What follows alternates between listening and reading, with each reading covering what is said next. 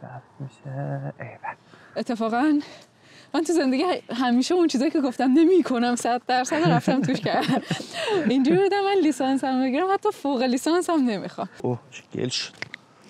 همینو متوجه میشی که آره شور. و واقعا اون موقعی که من میگم میخواستم مسترز بخونم یک دختر 18 ساله‌ای بودم که هیچ تصوری اصلا نه از دانشگاه داشتم نه از صنعت داشتم. این شد پی اچ دی. وسطش هم رفتی یه دانشگاه خفن اینا کجا بود رفتی؟ نه اون بر مسترزم بود. مسترز بود. مسترزم و نصفش رو پی اف ال انجام دادم، نصفش رو ام آی تی انجام دادم. کنجکاوی من فکر می‌کنم یکی از قوی ترین فورسایی که همیشه در مسیرهای مختلف کشوندتم کنجکاوی بوده و برای من اون 0 تا 1 یه چیزی رو یاد گرفتن فوق‌العاده جذابه. Oh, what is it? Really? Yeah, you have to come here and lean it right over. He's under the bridge. Oh. Oh, sorry. Where is it? Oh, yeah. Wow. Oh my God. That's so cool. بذار بریم سر استارتاپ. انگار حرف زدیم. نرسیدم استارتاپ خودتون رو بپرسم. چیه الان کاری که می‌کنین؟ ما در واقع حالا یه تکنولوژی داریم توی همین حوزه کلایمت. چیزی که خودتو نگه می‌داره تو این اسپیس و برای این کارت چیه به جز پول؟ واقعیتش اینه که خیلی اصلا پول نیست برای من و صحبت با این شروع کرد که اصلا و ابدا بهش فکر نکن. It's a white male dominated space و تو اصلا نمیتونی توش وارد شی. چه توصیه‌ای داری برای کسایی که بخوان فاوندر باشن؟ خیلی فکر کنید بهش.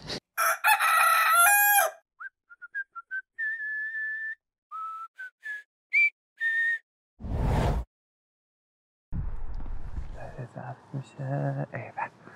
اینا رو ادیت میکنم. خب من شروع کنم؟ نه من شروع میکنم.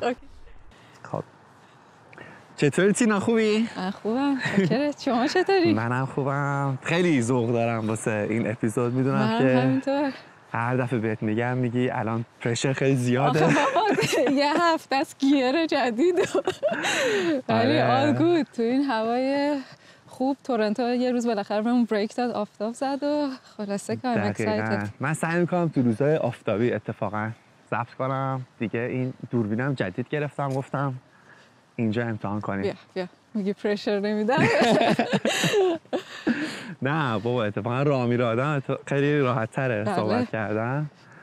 بعد خب بگو چجوری اصلا وارد فضای استارتاپ شدی؟ برام خیلی جالبه بدونم که چی شد تصمیم گرفتی بیایی توی استارتاپ. چقدر قبل برات بگم؟ از بعد به تولد یا؟ آره میتونی واقعا از موقعی که چون از اول که فکر کنم شروع نکرده بودی استارتاپ داشته باشی. نه حالا شوخی میکنم بعد تولد. ولی حالا یکم بک‌گراند راجع به خودم بدم. حتما. خب من خیلی تا یک مدت زندگیم پت اکادمیا رو داشتم دنبال میکردم. اولش هم خیلی اینجوری نبود، یعنی خب آندرگرادم خیلی فکر میکردم کار مهندسی دوست دارم و اتفاقا من تو زندگی همیشه اون چیزایی که گفتم نمی‌کنم 100% رفتم توش کردم. اینجوری بودم من لیسانسم بگیرم حتی فوق لیسانس هم نمیخوام. ولی افتادم تو مسیر فوق لیسانس و از اونجا مخصوصا تو فوقم خیلی استادایی بودن که تشویقم کردن به سمت ریسرچ و تصمیم گرفتم براش پی اچ دی بخونم. توی پی اچ دی اولش با هدف همونجور که گفتم مثلا آکادمیای شروع شد، ولی تقریبا 1 سال یا 1 سال 2 سال بعد از شروع پی اچ دی ریسرچ برام جذاب بوده ولی فهمیدم خیلی کنده. یعنی اون قسمت اینوویشنش خیلی دوست داشتم، اکسپریمنتیشن، اینی که باوندری نداره، ولی اینی که تا تو از یک کار تو آزمایشگاه برسی به یه چیزی که واقعا ریل ورلد ایمپکت داره خب سالیان طول میکشه. و یکم افتادم توی استادم خودش مثلا یه استارتاپ داشت، افتادم تو فاز مثلا انترپرنورشیپ و دیدم یه حالت برای اون چیزایی که من ریسرچ علاقه من بودم بهم میداد، اون چیزایی که دوست نداشتم کندش و اینجور چیزا رو اتفاقا نداشت. اینجوری شد که هی بیشتر اینوالو شدم تو کارهای استارتاپی. در واقع از همون دوران پی اچ دی بود میتونم بگم. آها این اوکی ساعت من زنگ زدن اوکی واقعا کجا میاد موقع سوال کردن آره دقیقا منو باید کاتون کرد اینجوری که دیگه نه میخواستم بپرسم که خب چرا کند بود؟ یعنی فکر میکنید توی اینداستری سریعتر اتفاقا میفته؟ آیا به خاطر اینه که revenue based یا کلا تو آکادمیک خیلی سرعت من خب اون موقع که آروم‌تره؟ تجربه اینداستری نداشتم که بتونم یه مقایسه دقیق داشته باشم، ولی اون چیزی که متوجه شدم و یکم زدم کرد از دنیای آکادمیا این بودش که ببین کلا هر سیستمی اینی که فاینانشالی چجوری دیفاین شده باشه خیلی رو چیزهای دیگه‌اش تاثیر میذاره. دقیقا همون چیزی که تو گفتی این کند بودنش خیلی وقتا از اونجایی میادش که واقعا خب معمولا مثلا فاندد پروگرام و اینجوری نیستش که خیلی اینداستری پارتنرشیپ مثلا مستقیم داشته باشن و ذات ساینس هم خب یکم اکسپریمنتیشن باید حوصله داشته باشی اینا و شاید مثلا هزار نفر توی فیلدی یه کاری یک قدم مثلا استپ انقدی رو برمیدارن که تهش برسه به یه چیزی که مثلا کامرشالایز بشه و it's totally interesting، ولی یه چیزایی نیاز داره که با شخصیت من فرق داشت. باید فوکس بشی تو به عنوان یک جزء کوچک از اون مجموعه بزرگ خیلی لازمه که فوکس بشی و اون مجموعه هم کند کار میکنه. این دوتا چیزایی بود که یکم تناقض داره. آره راستش برام جذاب نبود و واقعا فکر میکنم یک بخشش هم ماهیت علمه، تولید علمه، یک بخشش هم جوریه که سیستم فاینانشال قضیه به تبع دیفاین شده. دقیقاً فکر میکنم خب تو همیشه این یه حالتی داشته باشه، ددلاین داشته باشی، هر کوارتر باید ریپورت بدی من اینقدر کاستم بوده، اینقدر مثلا درآمد بوده، اینقدر پروفیت بوده و اینقدر دارم رشد میکنم. اون نیسته که خب خیلی شاید بتونی ملموس‌تر باشه توی کار و بتونه خیلی پوشت کنه، ولی خب به قول تو حالا ذات علمم یکم اینجوریه که یه فاندی بذاریم یه 2 سال 3 سال 4 سال بعد خب هر کم با پیس خودش میره. ببین من اینا رو میگم بخشید این طرفت تو من اینا رو میگم کسی اگه استاد منو بشناسه یعنی از ایناست که اصلا خیلی سختگیر و پرشر بذاره، یعنی من ساعت کاریایی که مثلا پر میکنم مثلا 5 صبح میرفتم که مثلا دیوایس بعضی وقتا اویلیبل باشه اکسپریمنت کنم، یعنی روزانم اینجوری نبود که خلوت باشه میزان کارم کم باشه. کل سیستم از هول به نظرم نچرالی اینجوریه که خب یکم سلو پیس تر. درسته. کجا بودی پی اچ دی تو؟ من یافته بودم. آها چطور بود تجربت از دانشگاه تورنتو؟ خوب بود. اگه برگردم حالا با توجه هیچ وقت من احساس میکنم با این مسیر میومدم که به اینجا برسم، ولی حالا رتروسپکت میرم شاید 100% ولیو برام نداشت توی مسیری که آخرش انداپ کردم، ولی به نظرم خیلی آموزش خوبی بود، دورانی بود که لذت بردم از زندگی، مسیرهای خیلی جدیدی رو به یاد داد و باز کرد. جالب با اینکه چون آدم که مثلا تهش رو نمیدونه، یه موقع میری تو بعد تازه میفهمه که خب اینجا رو شاید مثلا اشتباه کردم، اینجا رو فهمیدم، اینجا رو یاد گرفتم، ولی خب همش یه مسیر دیگه. اتفاقا اول مسیرش موقع ته مسیر نمیدونی. دقیقاً ببین سافت اسکیلاش خیلی استفاده میشه، یعنی نمیتونم بگم کلا ویست آف تایم بود، ولی اینی که مثلا خب کاری که بعدش کردم یا الان میکنم و اینا از نظر اون علمی که اون موقع یاد گرفتم دقیقاً خب تو حوزه تکنیکال هم نیست، واسه همینه که میگم مثلا شاید یه مسیر دیگری افیشنت تر بود، ولی به هر حال زندگی همینه دیگه. آره خیلی از موقع نیست. یه چیز پس آقا اصلا تو می‌خواستی مسترز بخونی بعد رفتی پی اچ دی؟ نه می‌خواستم مسترز نخونم، ولی وقتی مسترز رو شروع کردم دیگه می‌دونستم تا پی اچ دی می‌خوام برم. آره جالب بود چون همین هم خیلی جالبه. به نظر من یکی از خوبیایی که مسترز داره همینو همینو متوجه میشی که آره شور. و واقعا اون موقعی که من میگم می‌خواستم مسترز بخونم یک دختر 18 ساله‌ای بودم که هیچ تصوری اصلا از دانشگاه داشتم نه از صنعت داشتم. صرفا میخوام بگم یعنی اینجوری نبودم که از چه میدونم دبیرستانم خیلی اکادمیکلی دریون باشم که فقط مثلا علم تولید بکنم. درسته. خب پس این شد پی اچ دی. وسطش هم رفتی یه دانشگاه خفن، اینا کجا بود رفتی؟ نه اون بر مسترزم بود. مسترز بود. مسترزم و نصفش رو EPFL انجام دادم، نصفش رو MIT انجام دادم. ما هم خیلی تجربه جالبی بود. کلا اینکه به نظرم توی 3 تا کشور بتونه آدم ریسرچ بکنه خیلی اتفاقا این ذهنیت هم راجع به کلا دنیای ریسرچ رو تونست خوب فرم بکنه که بعد تونستم یکم تصمیم آگاهانه تری بگیرم که میخوام واقعا توش برم یا نه. آره. چجوری بود این مثلا دانشگاه‌ها یا کشورها فرقاشون توی ریسرچ؟ توی ریسرچ اگه بخوام بگم اکچولی باز برمیگرده به اینکه چجوری فاند میشن. یعنی واقعا خیلی جالبه که انقدر تاثیر داره تو همه چیز. توی اروپا خیلی از فاندا خب دولتیه. درسته. و آدمام یعنی یکم بهت بگم ریسورس اویلیبل تره. اینجوری کامپتیشن از سمت استاداها برای گرفتن فاندا انقدر تاف نیستش. واسه همینه که یکم با خیال راحت‌تر میتونن کار بکنن و اتفاقا به نظر من اگه فقط ساینس رو در نظر بگیری خیلی سیستم درست‌تریه، چون فیلیر پارت آف علم تولید کردنه و خیلی توی اروپا تالریت میشه. ولی خب به طب حتی کنتر از اینجا به نظر من پیش میره. ولی تو آمریکا دقیقاً برعکس اون بود. خیلی از فاندا حالا حتی دولتیایی هستن که مثلا از نظامی میان یا یعنی اپلیکیشن خیلی مشخصی براش وجود داره. درسته. خیلی هاشم از مثلا ربط به اینداستری داره، واسه همین خیلی اپلیکیشن دریون تره. خیلی باز میگم ریزالت اورینتد تر این ریسرچ ها انجام میشه که به نظر من برای بعضی از فیلدها خوبه، ولی اگه فقط ساینس اکسپریمنتاله باعث میشه که یکم یه سری چیزایی هست دیگه مثلا تقلب توش بیشتر میشه. آدم‌ها چی میدونی چی میگم، یعنی آره. یکم چون فقط می‌خوای چه شاید تعداد پیپرت بیشتر شه، سایتیشنت بیشتر شه. یه کامپتیشنیه که خب اوکی مثلا این همه پیپر با همه سایتیشن تاثیرش چی بوده؟ یعنی یهو کوئسچن می‌کنی که اصلا این مسیر درستیه، یعنی اون میجرمنت درسته یا نه. میجرمنت صرفا شاید فقط با فاینانشال باشه شاید. و خیلی هم سخته به قول تو اندازه‌گیری کردنش. یه چیزی که یه مثال که خیلی جالبه تو طول زمان زیادی اتفاق میفته، مثلا همین جفری هینتون که اومد چه می‌دونم AI رو بهش میگن گادفادر آف AI، اون موقعی که خب داشت تحقیق می‌کرد که اصلا شناخته شده نبود.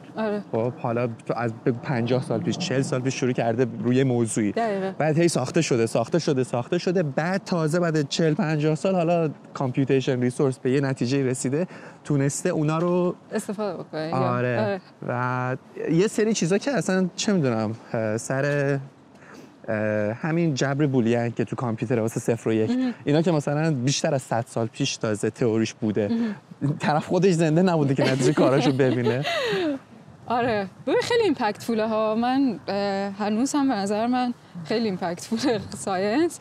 صرفا میگم با شخصیت من که من دوستم چیزای متنوع، یعنی حتی تو اون دنیای ریسرچ هم اگه بک‌گراندم و یکی نگاه بکنه خیلی شاخه های مختلفی توش رفتم و احساس میکنم برای یک ساینتیست موفق بودن اتفاقا لازمه که تو یکم مثلا فوکستر و دیپتر بشی. اون تیکش هم میگم به شخصیت من به نظر خودم نمیخورد یا برام اونقدر جذاب نبود، ولی به هیچ وجه نمیگم که مثلا کدوم بهتره کدوم بدتره. آره این کانورسیشن بهتر و بدتر که خیلی از موقع اتفاق میفته، ولی به نظرم خیلی شخصیه. یا باید ببینی خیلی از موقع نمیدونی، مثلا 10 سال میری توش تازه میبینی خب اوکی به نظر من این بهتر بود اون بد برای خودت. یعنی بعد یه چیزی هم که دوست داشتم بپرسم MIT چجوریه؟ خب مثلا MIT اسمش خیلی خفنه، مثلا استنفورد و اینا رو آدم میشنوه، از میخوام ببینم به همون خفنی که آدم از بیرون میشنوه هست یا؟ ببین آره خفنه، ولی واقعا فکر میکنم اکثر دانشگاه‌های مثلا از یه حدی دیگه تاپ‌تر اون خفنیت رو دارن. اون چیزی که خیلی یونیکش میکنه شاید آدماییه که توشن. خب وقتی تو هر پروسسی تو سلکشن خیلی تافی داشته باشی قطعاً مثلا اون آدما خاص‌تر میشن درسته. و خب اونجا مشخص بود هم کاری که مثلا یعنی شاید بگم دانسیتش بیشتره، اینجوری نیستش که مثلا حالا با یافتی مثلا بخوام مقایسه بکنم مثلا اون آدم خفنا توی مثلا MIT احساس میکردم دانسیتشون بیشتره ولی توی یافتی هم 100% هستن. حالا برخوردم با شاید کسایی که اونقدر به نظر میاد استادایی که مثلا اونقدر موتیویشن دیگه از دست دادن یا اونقدر ریون نیستم، میدونی چی میگم؟ آره این به نظرم خاصش میکنه. از نظر خب ریسرچ هم واقعا کاتینگ ایج انجام میشه، نمیدونم تکنولوژی های خیلی یعنی مثلا کاری که باز من میکردم خیلی اکویپمنت و دیوایس هم توش مهمه و اینی که مثلا اونجا همه چی at your fingertip available خب خیلی جذابش میکنه. آره اینکه پس بیشتر تو محیط قرار بگیری و اون استادایی که هستن توی اون فیت خیلی باعث میشه که تو خودت بتونی ریسرچ بهتری انجام بدی و یه رشد بهتری داشته باشی. آره 100% فکر کنم محیط خیلی تاثیر داره. ایوه خب من خیلی وسطش پریدم سوال پرسیدم. نه بابا. بعدش خب پس این کلا مسترزت بود، بعد اومدی و خوشت اومد پس از مسترزت و اینکه مثلا ریسرچ کردی تو EPFL و MIT، بعدش اومدی یوافتی و اینجا شروع کردی به PhD خوندن. دقیقاً. بعد تموم شد چیکار کردی؟ PhDم تموم شد؟ آره. PhDم تموم شد که یه سفر ایران رفتم اول توپل، ولی بعدش خب حالا از نظر پروفشنالی بخوام بگم وارد حوزه VC شدم. اون وسط هم یه البته اینجوری بود که میگم دیگه وقتی دیگه تصمیمم بر این شدش که دوست دارم مثلا بیشتر وارد حوزه بیزینس بشم و میگم بیزینس اینجوری نبودش که مثلا بگم من میدونم 100% میخوام مثلا یه استارتاپ داشته باشم یا مثلا 100% میخوام تو فلان اینداستری کار کنم.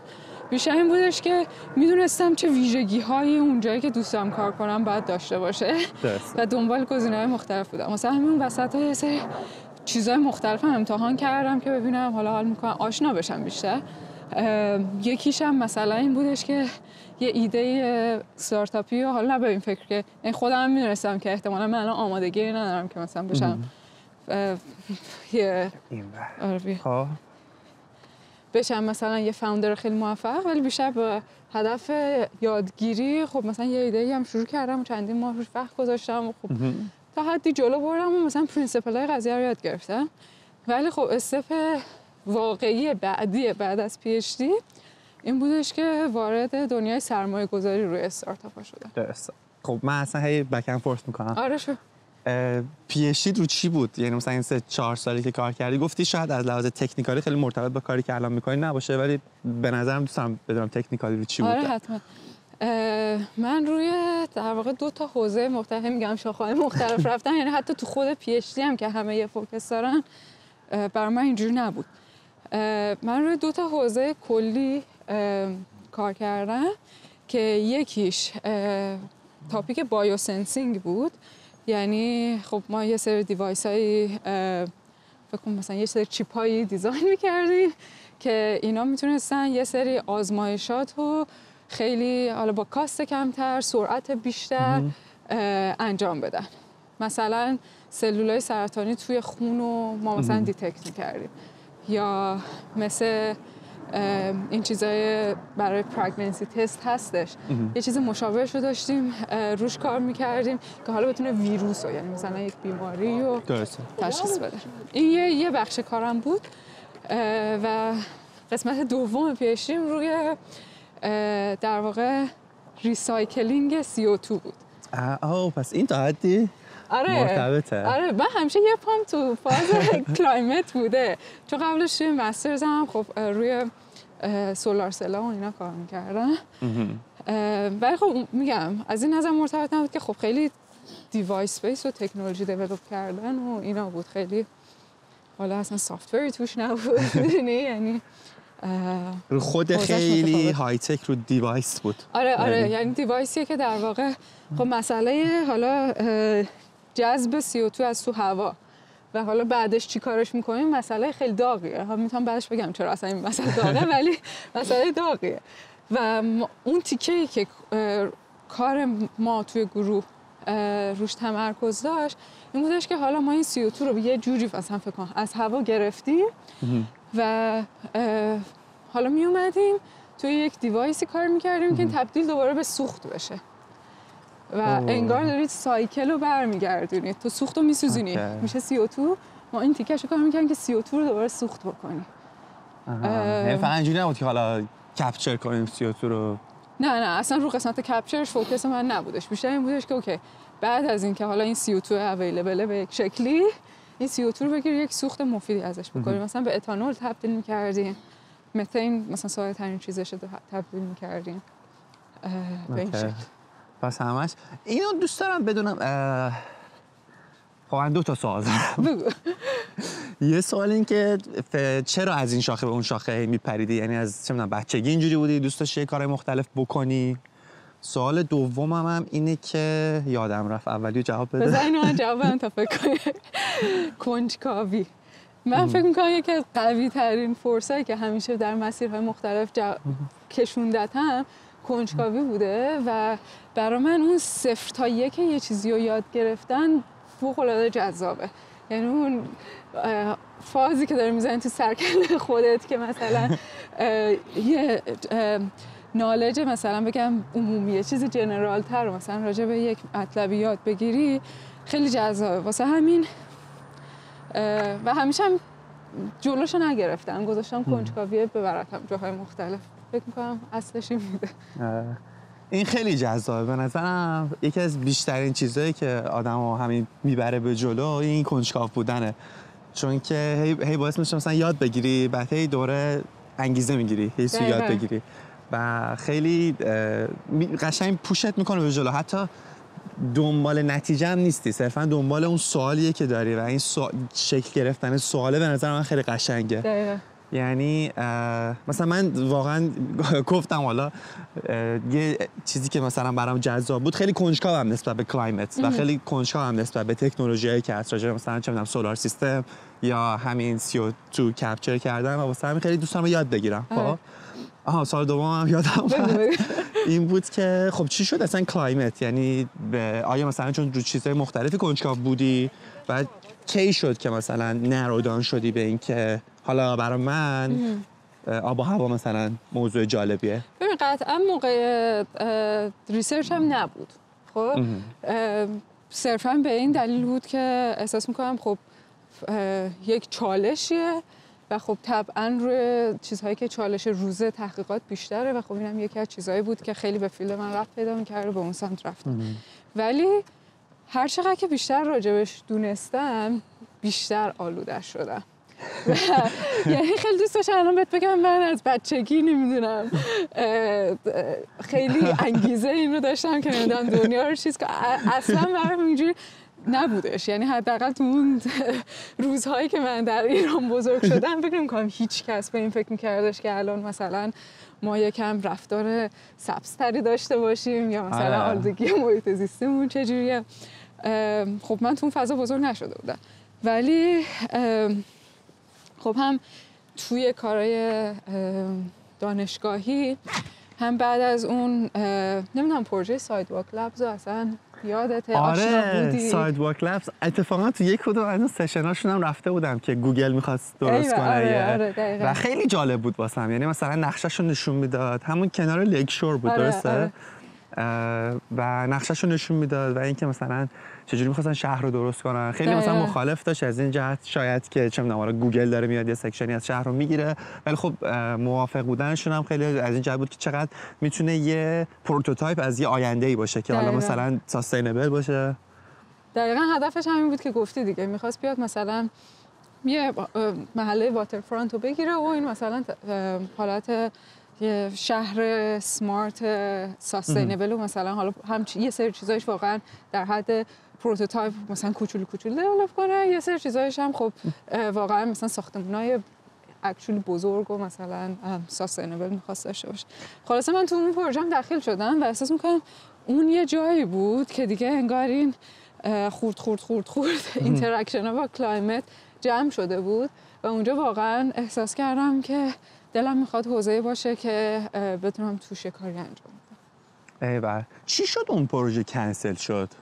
چون یهویی خیلی اصلا کنسل شد. خیلی آره واقعا یهویی بود. یعنی مثلا من خب باز توی ساید ویسیش اینوالو بودم و ما در واقع داشتیم اون قسمت ویسیشو دیولوپ میکردیم از بیس و فکر کنم مثلا من از صفر قضیه توش بودم و کلا هم خب پلان این بودش که دیگه مثلا اون حتی از نظر کریر شخصی خودم مثلا فول تایم به اون ور سویش کنم و به این شکل باشه و یک روز قبل از کووید یعنی میخوام بگم نوتیس و اصلا در حد مثلا اینجوری بود که گفته بودن به پابلیک میدیا و مثلا 1 ساعت قبلش صبحش مثلا یک جلسه گذاشتن دیبریف کردن و بعدش پخش شد. اینجوری نبود که از قبلش حتی کسی بدونه.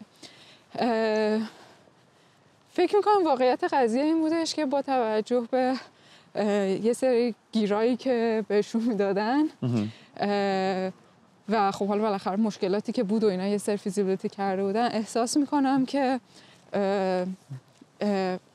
خیلی هم دیگه از نظر فاینانشالی مکسنس نمیکرد و فکر میکنم کووید بهونه خوبی شد برای اینکه موقع خوبی بود دیگه. آره یعنی دلیل نبود. فکر میکنم بهونه بود بیشتر. مثل خیلی شرکت‌ها که موقع کووید شروع کردن لیاف کردن گفتن الان ما موقع خیلی خوبیه که بتونیم هزینه‌ها رو بیاریم پایین.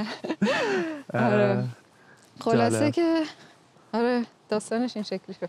خب پس بعد از پی اچ دی تو این خب پس اون قسمت دوم پروژه چی بود تو پی اچ دی؟ گفتی قسمت اولش بایوسنسینگ بود. قسمت دومش هم همون ریسایکلینگ CO2 به فیولای مفیدتر. درسته. بعد اینا تموم شد و رفتی تو ویسی. حالا برگردیم تو همون ویسی که گفتی. آره اینا تموم شد و ویسی رفتنش هم جالب بود. آره چی شد اصلا؟ چون چه میدونم ما کارمون تموم شده بود بیام رفتم ایران واسه ایران مهمتر از اون بود. یه بلیط گرفته بودم و اینجوری بودم که خب دیگه من میرم ایران و برای اولین بار در زندگیم واقعا همیشه زندگیم بک تو بک بود. اینجوری بودم که میخوام برم فقط مثلا چند ماه با خیال راحت و مثلا من دنبال کار ویسی بودم و مثلا با آدمام صحبت میکردم ولی یکم فضاش متفاوت بود. الان هم هستش. اینجوری خیلی نیستش که مثلا بگم جاب پستینگ هستش، یعنی خیلی محدودتر و کوچیک‌تره دیگه. واسه همین افرتی هم که من داشتم براش میذاشتم خیلی حالا دست گریخته بود. anyways درسته. بعد دیگه من رفتم مثلا 1 هفته مونده بود به بلیطم به ایران. یکی از کسایی که در واقع منتورم میکرد روی اون ایده استارتاپی که داشتم رفتم اونو ببینم و اینا و یکم شروع کردم ازش راجع به کار، اون خوش ویسی بود و شروع کردم راجع به کارش پرسیدم که آقا مثلا چه جوریه و مثلا اصلا به نظرت مسیر خوبی هستش که من الان مثلا برم به اون سمت و صحبت با این شروع کرد که اصلا ابدا بهش فکر نکن. It's a white male dominated space و تو اصلا نمیتونی توش وارد شی. و اینو گفتم من همچین لولوچه آویزون و اینا. حالا من خیلی هم نمیخوام مثلا به این فکر باشم که میخوام بیام اینوستور بشم. میخوام یاد بگیرم که مثلا چون واقعا اون تجربه که داشتم متوجه شده بودم که حوزه استارتاپ برام جذابه و خب اگه بخوام به عنوان یک فاوندر برم توش قسمت تکنیکال قضیه رو هر چقدر بدونم هیچی از فایننس و بیزینسش نمیدونم. درسته. و اونو میخواستم یاد بگیرم. این هم حرفی هم بود که خیلی صادقانه به اون گفتم من نمیخوام بیام اینوستور بشم، من میخوام بیام یاد بگیرم یه MBA مجانی باشه. اون ور میتونیم بریم؟ میخوای بریم بعد برگردیم یا هر جایی؟ اینجا رو بهتر بریم. پس این بهت گفت نمیتونی و تو دقیقاً باز برعکس اون کاری رو کردی که یعنی اینو بهت بگم، یعنی این صحبت از اینجا شروع شد، نیم ساعت بعدش on the spot گفتش که you're hired اگه میخوای. اوکی. اصلا میگم من نرفتم جاب اینترویو یا هیچی.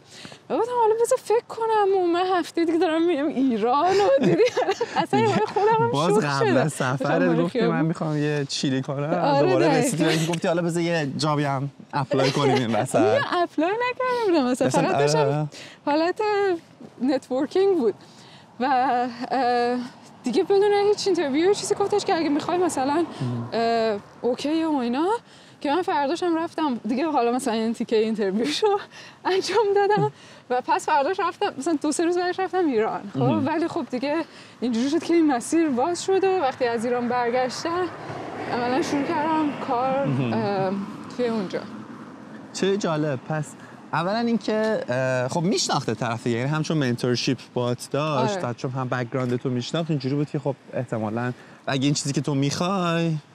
آره و واقعا هم ساپورتیو هم کل تیم بودن و هنوز هم هستن، یعنی ارتباطتون رو نگه داشتی؟ آره من تا تقریبا 6 ماه پیش که کار میکردم اینم باز دقیقا از همون چیزایی که قرار بود یک چیز مثلا 1 ساله موقتی باشه ولی عملا یک چیز 6 ساله شد. درسته. انقدر برام جذاب بودش که حتی دیگه خود اینوستمنت و ویسی شدن و اینا هم تبدیل شد به یه چیز خیلی، یه آپشن خیلی جذاب.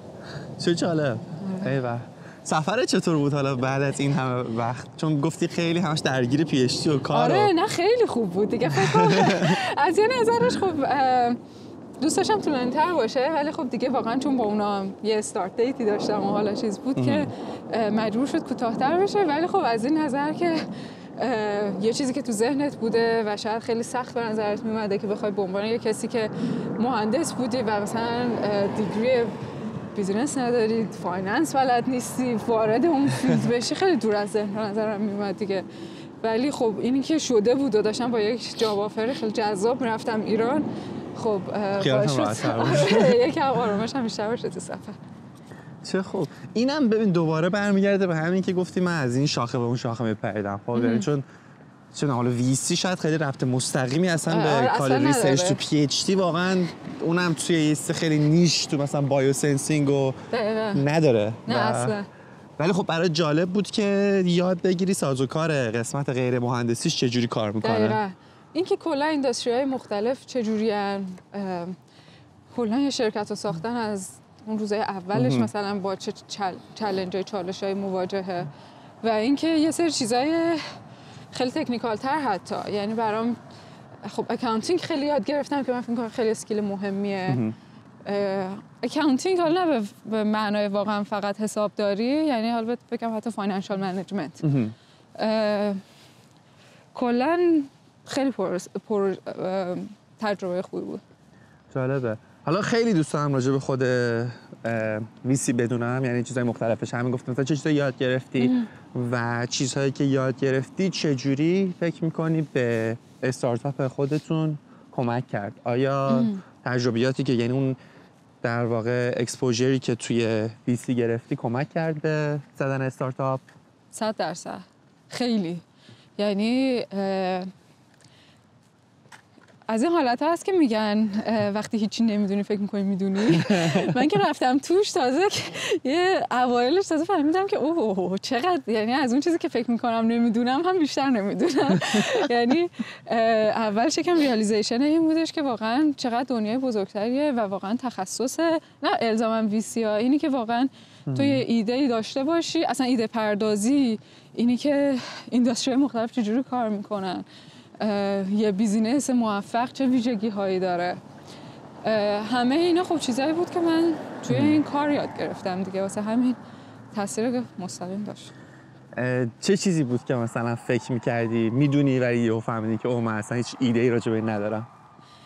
مثلا خب میگم حالا دوره‌های مختلف رفته بودم، دوره‌های انترپرنورشیپ، و اینی که مثلا فکر کردم خب میدونم که مثلا یه ایده مثلا خوب، حالا به قول به اصطلاح مثلا پروداکت مارکت فیت بهش میگن. درسته. اصلا یعنی چی؟ اگه یکی بگه که مثلا فلان چیز پروداکت مارکت فیت داره، خب فکر میکردم میدونم یعنی چی، خب ولی بعد که رفتم تو چیزم نه اصلا مثلا اینجوری نیست. یا حتی خب به عنوان یک کسی که همیشه تو ساینس بودم، اینی که اصلا اینداستری مختلف چجوری کار میکنن یا مثلا نیازهاشون چیه و اینا، خیلی برام فکر میکردم اینفورمیشن خوبی دارم چون میخوندم خیلی راجع بهشون، استوریای استارتاپ ها رو میخوندم، مثلا ایده های جدیدی که میومد و همش چیز میکردم. ولی بعدش که رفتم تو دیدم که نه، واقعا اصلا خیلی بزرگتر از اون چیزیه که من یه ذره‌ش هم حتی تا اون موقع مثلا فهمیده باشم.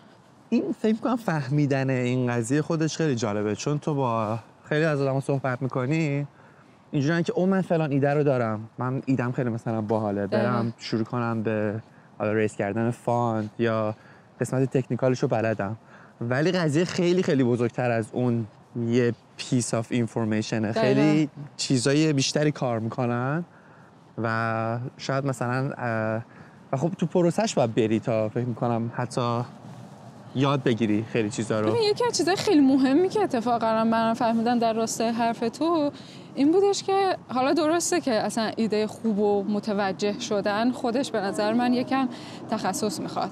حالا شاید یکی مثلا واقعا توی یک حوزه، توی یک اینداستری کار تکنیکال هم کرده باشه و عمیق باشه، اونو میتونه بهش برسه. نمیگم فقط تو باید بیزینس قضیه رو بدونی، ولی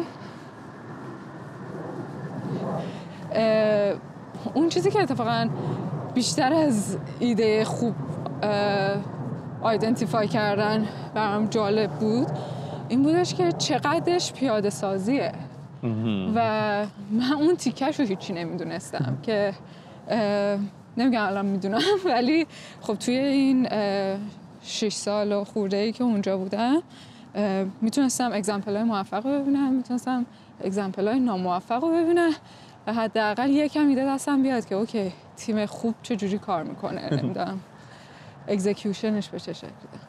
خیلی جالبه، یعنی مثلا تو استارتاپ‌های مختلف رو میدیدی. آره اینش واقعا تجربه خاصیه. یعنی احساس میکنم شاید هر جای دیگه بودم حالا برای هدفی که من داشتم، برای چیزی که جذاب بود برام، انقدر نمیتونستم مستقیم همون تجربه رو کسب کنم. مثلا آره مفید بود واقعا. جالب. استارتاپی بوده توی همون بازی که دیدی برای خودت جالب بوده باشه یا؟ آره خیلی از کسایشون که مثلا کار میکردیم واقعا میتونم بگم اکثر باز چون برمیگرده به اون تیکه شخصیتم که چیزهای نو برام جذابه، اکثر چیزهایی که مثلا خب همش اینوویشنه دیگه خیلی برام جذاب میشد و حتی یک سری چیزایی که مثلا بذار یه مثال برات بزنم. یه سری چیزایی هستش که تکنولوژیش این ایدهش همینجوری بگی خیلی ایده پیش پا افتاده مسخره و جذابی نمیاد، ولی وقتی میرفتم توش و بیزنس مدلی و قضیه نگاه میکردم اصلا یک بعد جذابیت‌های دیگه برام باز میشد. مثلا یکی از کمپانیایی که حالا ما روشون اینوست کرده بودیم اینا میان چیکار میکنن؟ تو وقتی کانستراکشن داره توی خیابون دیدی که یه فلگی هستش، یه مثلا چیزی میاد پایین که مثلا آقا این لین بسته است شما نرین و طبق قانون فکر میکنم 3 نفر باید روی این فلگه توی سایت باشه. آره که مثلا سیفتیشون باشه فلان و اینا، خب که مثلا یکی دیگر رو ابزرو کنه، یه همچین تو رگولیشن هایی براش هست و خیلی هم کار چیزیه، یعنی واقعا تصادف توش زیاده. خیلی از این بنده خدا سر کار مثلا آسیب میبینن یا حتی فوت میکنن و کلا از نظر کارفرمایی به قضیه نگاه کنه خب کاسته دیگه. این شرکت اومده بود خیلی ایده ساده ایه، اینو مثلا یه تکنولوژی اسمارتی که دیگه حالا آدم نخواد وایسه یا از 3 نفر به 1 نفر وایسه باشه. آره ولی بیزینس مدلش حالا اگه بخوام دیپتر بشم اونش خیلی جذاب بود که آخرش اصلا این تکنولوژی مهم نبود. این تونسته بود بیا یه کار بکنه، میرفت بقیه کمپانیایی که این کار بودن رو میخرید، خب این تکنولوژی رو توش پیاده میکرد، خب و در واقع افیشنسی کش فلو اینا رو برد بالاتر چون یه سیوینگ خیلی بالایی میشد. خب چقدر جالب.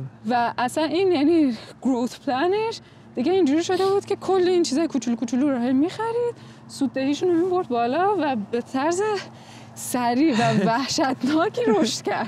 یعنی خیلی جالبه. وایسا یه سری کمپانی بودن، کمپانی مختلفی این کار رو انجام میدادن با همون 2-3 نفر آدم که حالا فلگو داستان کنه. این میومد اون شرکت‌ها رو می‌خرید. شرکت‌ها رو می‌خرید، کمپانیات کارش این بودش که از این دستگاه‌ها میداد و بعضن آدم‌هاش هم میداد. خب این میومد این شرکت‌ها رو می‌خرید، حالا هم دستگاهشو توش پیاده سازی می‌کرد که یکم اپریشنال افیشنسی رو ببره بالاتر. همین که خب میگم دیگه بالاخره باتم لاین قضیه کلی سیوینگ براش میومد و اینجوری اینه که مثل پرایوت اکویتی اینوستمنت هاست دیگه. خب هی تو میخری یه جوری افیشنسی اون بیزنس رو میبری بالاتر و در واقع مالتیپل ارزش گذاری که روی اون اسستت میشه یهویی بوست میکنه. خیلی زیاد میشه. یه سوالی خود این قضیه چون خیلی درگیره با رگولیشن و سیفتی اینش چالنجینگ نبود؟ خب اونا این کاراش که یعنی واقعا آره ریسکش اینه دیگه. اولش هیوی لیفتینگش اینه که تو اینو بتونی هی با استیت میرفتن و اپرووال میگرفتن که توی اون مثلا توی آمریکا بیشتر کار میکرده. درست. توی اون استیت اجازه دارن که اینو بکنن ولی خب بعد از یک بار یا حالا 50 خورده بار تعداد استیت‌های آمریکا دیگه اون که حل شده بود. خیلی جالبه. مثلا من الان چیزی که داشتم فکر می‌کردم این بود که خیلی از استارتاپ‌ها ایده‌اش شده اصلا خیلی خسته کننده و بورینگ باشه. اینکه مثلا من بیام بخوام مثلا فکر کنی خیلی اینترستدم به اینکه حالا چه می‌دونم توی اینترنشنال اسپیس استیشن چجوری من بتونم غذای بهتری تولید کنم یا مثلا چجوری موشک بفرستم هوا. ولی خب در عمل خیلی از شرکتایی که واقعا کارو در میارن و به پروفیت خیلی عجیب غریبی میرسن شاید رفته یه چیزی رو پیدا کرده که اصلا کسی حوصله نداره بهش فکر کنه. دقیقاً. یا واقعا مثلا ایده‌های بورینگ مثلا چه می‌دونم یه سیستم دیگه‌ای بودش که نرسینگ هوما رو آیتیشون رو در واقع انجام میده. یه شرکت دیگه اینجوری بود. خب اینجوری بود که مثلا این واقعا دیگه بورینگ ترین جابه. کی میاد مثلا به آیتی نرسینگ هوم فکر کنه؟ ولی خب یارو یک بیزنس خفن مثلا از روی همین ساخته اون هم موقع مثلا که من اینوالو بودم فروخت و یه برای ما کسی به خوبه بود خودش بیشتر. الان تو فارم داره زندگی میکنه و لذت دنیا رو میبره. جالبه دیگه. یعنی شما هم تازه این از این جهت ویسی خیلی جالبه که فقط حالا اینجوری خیلی متفاوته. ببین تو کاری که تو آکادمیک می‌کردی و کاری که تو ویسی می‌کنی دقیقاً 180 درجه با هم فرق می‌کنه. آکادمیک اینجوری بوده که یه ریلکسد اسپیسی بوده، تولید محتوا، تولید علم کنی و ویسی اینجوری که نه من اگه اینجا دارم یه اکوئیتی می‌خرم کاملاً باید بدونم ریسک این چجوریه و تا تهش ریترن اف مانی که باید باشه ماکسیمایز باشه و این دو تا خیلی با هم. دقیقاً. و اون چیزی که میگی چیش مثلا آموزش چیز بود من خب مثلا با اون دیدگاه مثلا آکادمیا بخوای بهش فکر کنی اینجوریه که ماها فکر کنم هممون یکم اینجوری هستیم دیگه. ایده خیلی جذاب تره مثلا یارو بیاد اینویشن بزنه نمیدونم فلان اینا خیلی جذاب تر به ذهن آدم میاد و هستش واقعا. خب ولی اون تجربه ویسی چیز جدیدی که بهم عد کرد این بودش که اتفاقا ایده میتونه بورینگ باشه و اکزیکیوشنش میتونه جذاب باشه و هنوز من اونو خیلی جذاب پیدا کردم. واسه همین یکم کامپلیمنت بود، یعنی آره مکمل هم بودن خوب بود. اصلا من خودم کسایی واقعا برام جالبن که حالا جالب ترم واسه اینجوری که طرف میره اکزیکیوشن هم یعنی کارو انجام میده واقعا. چون تو البته اونم خیلی جالبه مثلا بشینی تو خونه رو مبل خیال پردازی کنی کار جالبیه دیگه. خب میتونی ایده‌های مختلف رو بچینی ولی خب انجام دادنش سخته. دقیقا. یعنی اون کسی واقعا به نتیجه میرسه که بره هر کدوم از این ایده ها رو حالا چه بورینگ چه جذاب بره انجام بده. آره و اونش که سختش مثلا یکم هم واقعا علمم هست دیگه، یعنی تجربه هم علمه. یعنی مثلا من اگه تینای پی اچ دی استودنت اصلا یکی میومد میگفتش که آقا من میدونم این سمارت فلگا رو همون چیزایی که میگم اینا ساخته بوده اینا رو مثلا تو بفروشی جواب میده، مثلا نیاز براش وجود داره. خب فکر کن اون تیکشو یعنی ایده رو مثلا یکی سکیور کنه بگه این 100% اوکی. من اگه می‌خواستم برم مثلا اونو انجام بدم مثلا گفتم خب حالا مثلا یه وبسایت بزنیم مثلا تبلیغات کنیم یکم مثلا آمازون مثلا اینا میدونی چی میگم. اینی که واقعا اونو بتونی برسونی به یک بیزینس مدلی که انقدر سریع بتونه رشد بکنه خب چیزیه که تو باید تجربهشو داشته باشی که اصلا اون به ذهنت برسه. خیلی از موقع اصلا تو در ارتباط با آدم‌ها این شکل میگیره. دقیقاً. یعنی توی یه اکوسیستمی قرار میگیری که هر کسی یه تخصصی داره و 100% یعنی لازم نیست یکم واسه همینه که تیم وجود داره. لازم نیست یه نفر خب همه اینا رو داشته باشه. ولی به نظرم فاوندر کسیه که باید اسستاش دایورس باشه که حداقل اون روز اول بتونه مثلا بین چند چیز یا حداقل فاوندینگ تیم باز یه نفرش نکنیم که بین چند تا چیز بتونه مثلا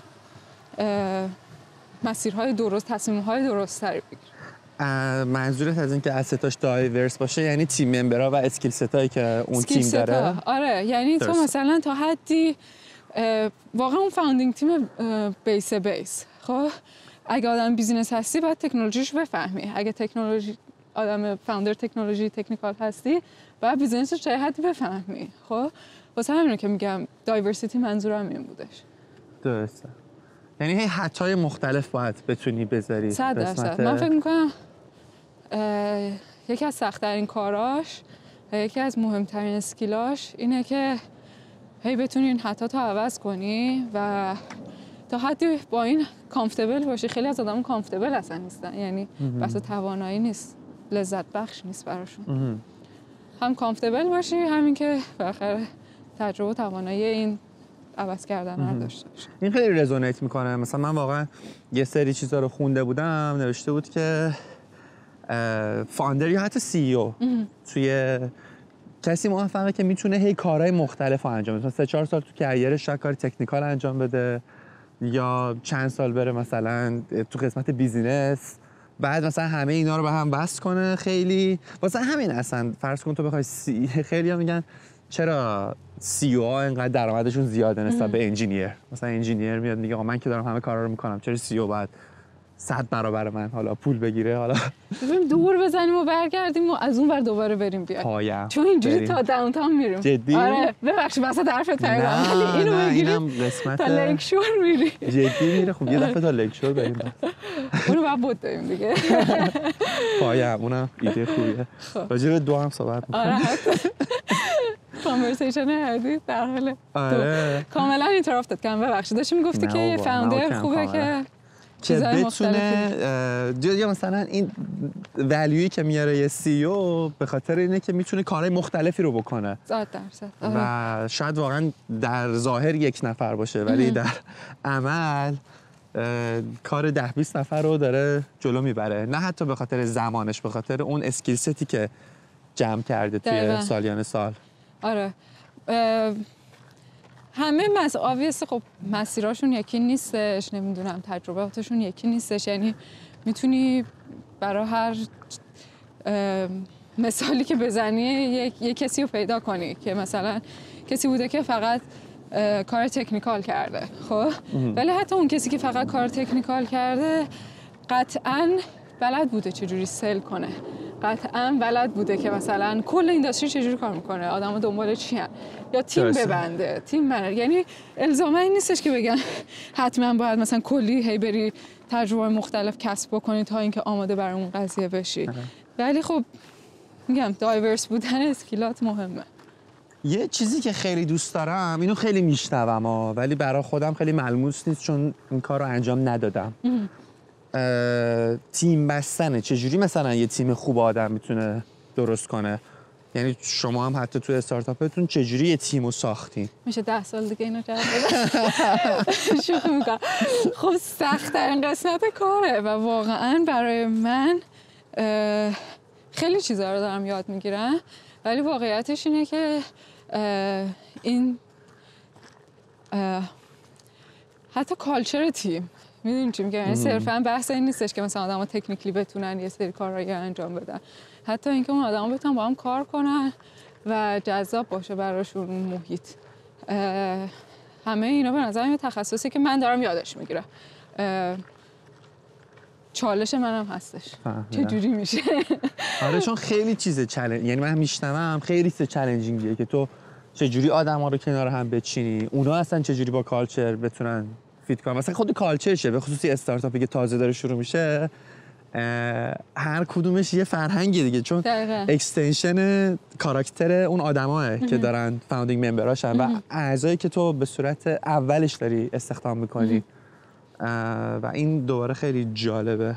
ببین خب ما خیلی آدمای زیادی میان و میرن، یعنی خیلی کسایی هستن، حالا ریسورسمون هم اینو یکم، یعنی استیجی که ما الان توش هستیم هم ماهیتش اینه، هم خب به هر حال اینی که من بتونم برای کسی مثلا فول تایم سالری داشته باشم و وقتی بالاخره استخدام میکنیم باید بدونی که کش فلو جوری هستش که تا سالیان سال نمیتونی ساپورت کنی دیگه.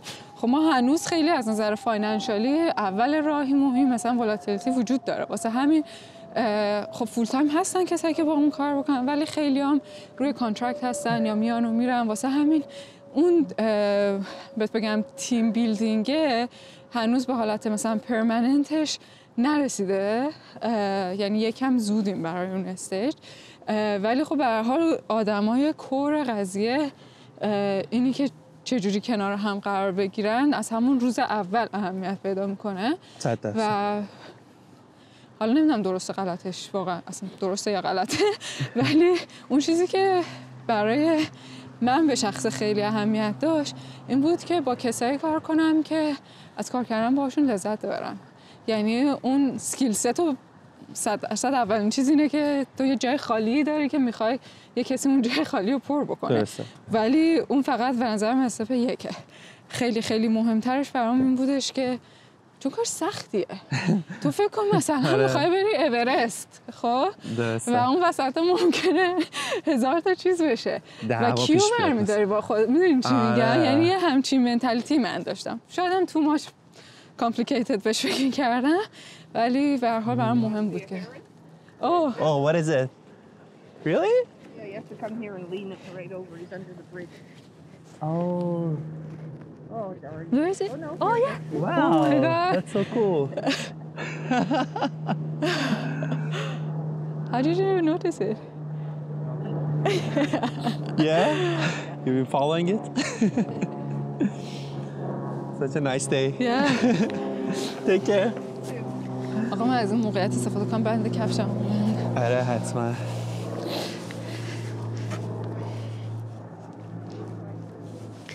خب آره خلاصه که کجا بودیم؟ داشتیم راجع به تیم صحبت می‌کردیم. آره خب یه شخصیتاشون شخصیت آدم برام مهمه. یعنی شاید حتی تو دوستی هم اینو متوجه شده باشی. 100%. آره. چون که تو در واقع میخوای با آدمای زمان سپری کنی که باهاشون تنش نداشته باشی و بتونین به هم دیگه کمک کنین، مثلا یاد بگیرین. و خب تو کار اتفاقا فکر می‌کنم خیلی نمی‌دونم یعنی بیشتره کمتره، ولی خب تو با اون آدما خیلی سر و کار داری. دقیقاً. در واقع باید کاراکترشون رو بشناسی و ببینید اصلا با هم کامپتیبل هستین یا نه. یه بحث خب خوب بودن، خوب و بد بودن حال آدماست. یه بحث هم بحث کامپتیبیلیتیه و فکر کنم خیلی کامبینیشن اینا کم باشه که تو بتونی پیدا کنی. و آره واقعا به نظر من یکی از پرچالش ترین قسمت ها همینه که چه کسایی کنار هم قرار میگیرن. خب بذار بریم سر استارتاپ. انقدر حرف زدیم نرسیدم استارتاپ خودتون رو بپرسم. چیه الان کاری که میکنین؟ ما در واقع حالا یه تکنولوژی داریم توی همین حوزه کلایمت ارائه میدیم که هدفش اینه که کامیونیتی ها رو، رفتار آدم ها رو توشون یکم سبزتر بکنه و از اون طرف هم به کامیونیتی لیدرها یه ابزاری بده که بتونن برنامه‌ریزی بهتری داشته باشن که ساستینبیلیتی توشون بهتر باشه. مثال میتونم برات بزنم یکم ملموس‌تر شه. آره حتما. این یه کلمه بود که معنی خاصی نداشت. مثالش مثلا خب ما مثلا با شهرداری‌ها کار میکنیم به عنوان یک گروهی از کلاینتامون و ما یه اپی در اختیارشون میذاریم که توش میتونن ساستینبیلیتی رو پروموت کنن توی شهرشون، یعنی برای شهروندای اون شهر. حالا توی این اپ خب یک عالمه بخش گیمیفیکیشن وجود داره که اصلا اون یوزر علاقه‌مند باشه از اون استفاده بکنه، ریوارد میدیم. ولی یک بخش دیگه ایش اینه که مانیتورینگ رو انجام میدیم. یعنی در واقع رفتارهای روزمره طرف رو نگاه میکنی و خب مثلا فوتپرینتش رو در میاریم، بهش سازوکار میدیم که چجوری اینو به حال انوایرمنتالی فرندلی تر بکنه. درسته. و توی اون زمینه کاری که میکنیم سعی میکنیم این دیتا هایی که میگیریم از ماچ از پاسیبل از دیوایس هایی باشه که طرف تو روزمره استفاده میکنه. مثلا سلفونش باشه، از سمارت ترموستاتش باشه. و اونجایی که گفتن کامیونیتی رو کمک میکنیم استراتژی های گرین تر بذاره، اینجا مهم میشه.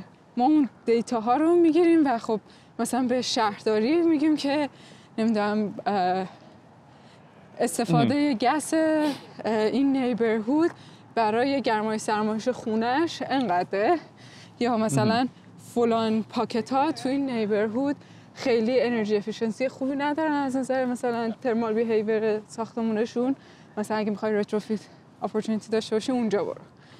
یا ترانسپورتیشن پترن رو توی شهر مثلا میگیم که چه میدونم جاهایی که بایک زیاد تر میکنن چیه،